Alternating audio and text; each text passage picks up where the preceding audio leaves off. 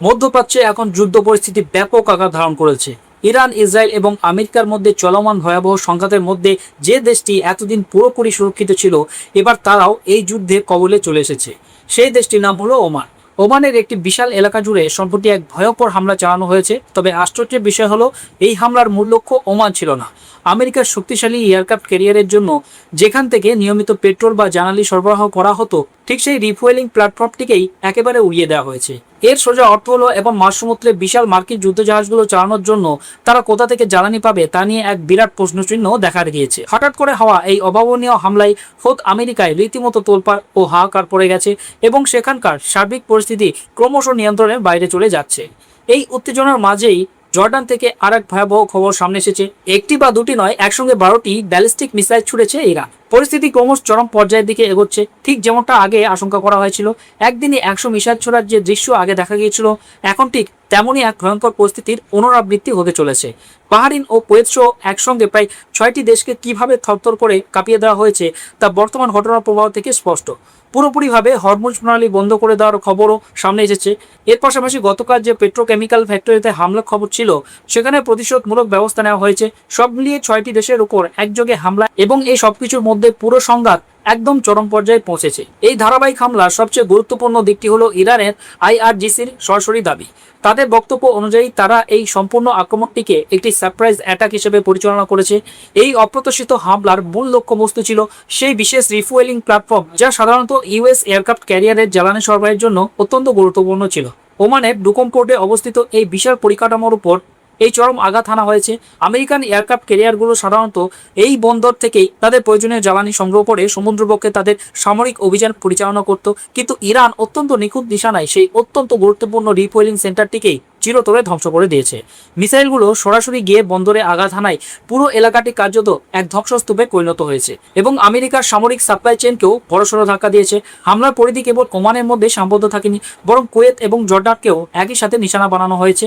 ইরানের এই ব্যাপক পাল্টা হামলা ইতিমধ্যেই পুরোদমে শুরু হয়ে গেছে, এবং বিভিন্ন রিপোর্ট অনুযায়ী ইরান ওই অঞ্চলে থাকা মার্কিন সামরিক ঘাঁটিগুলোকে প্রধান লক্ষ্যবস্তু করে তাদের এই বিধ্বংসী মিসাইল হামলা চালিয়েছে। জর্ডানের মোয়াফাক আল সালতি এয়ারবেসে এবং কুয়েতে অবস্থিত একটি অত্যন্ত গুরুত্বপূর্ণ মার্কিন সামরিক ঘাঁটির দিকে ওই 12টি ব্যালিস্টিক মিসাইল নিক্ষেপ করা হয়েছে। এর পাশাপাশি বাহরিন, কাতার এবং আরবেও বিপদের সাইরেন বাজার খবর পাওয়া গেছে। ওই অঞ্চলে মোতায়েন থাকা মার্কিন সামরিক ঘাঁটিগুলো থেকে এই মিসাইলগুলোকে আকাশে থাকাকালীনই ধ্বংস করার আপ্রাণ চেষ্টা চালানো হলেও তারা সেভাবে সফল হতে পারছে না। অর্থাৎ বিপুল সংখ্যক ব্যালিস্টিক মিসাইল সরাসরি তাদের লক্ষ্যবস্তুতে আঘাত হানতে সক্ষম হয়েছে। বাহরিন, কাতার, ইউএই, কুয়েত এবং জর্ডানের উপর হামলার পর ষষ্ঠ দেশ হিসেবে ওমানকেও নিশানা করে একনাগাড়ে এই 6টি দেশকে রীতিমতো থরথর করে কাঁপিয়ে দিয়েছে ইরান। এই ভয়াবহ পরিস্থিতির মধ্যেই আইআরজিসির পক্ষ থেকে এক চরম সতর্কতা জারি করা হয়েছে।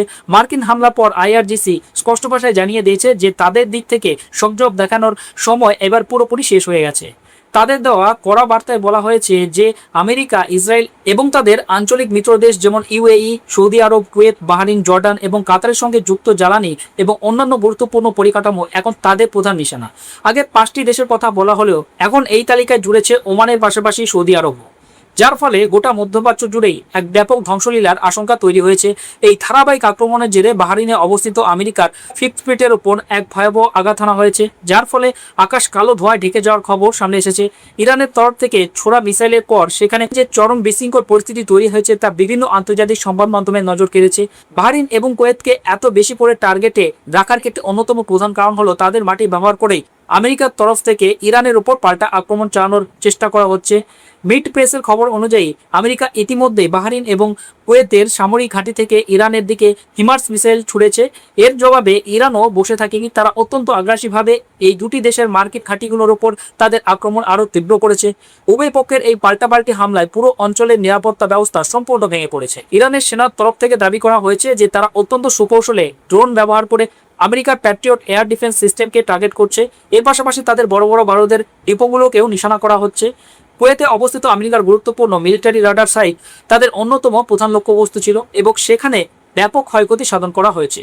অন্যদিকে বাহরিনেও ড্রোন অ্যাটাক করা হয়েছে, যেখানে কমিউনিকেশন সেন্টার এবং রাডার দুটোকেই সম্পূর্ণ উড়িয়ে দেওয়া হয়েছে বলে দাবি করা হচ্ছে। শুধু তাই নয়, কাতারে অবস্থিত আমেরিকার সামরিক ঘাঁটিতেও বড়সড় হামলা চালানোর কথা নিশ্চিত করেছে ইরান। এই হামলাগুলোতে ক্লাস্টার বোমার ব্যবহার করা হয়েছে, ঠিক যেমনটা আগের বার ইরাক করেছিল।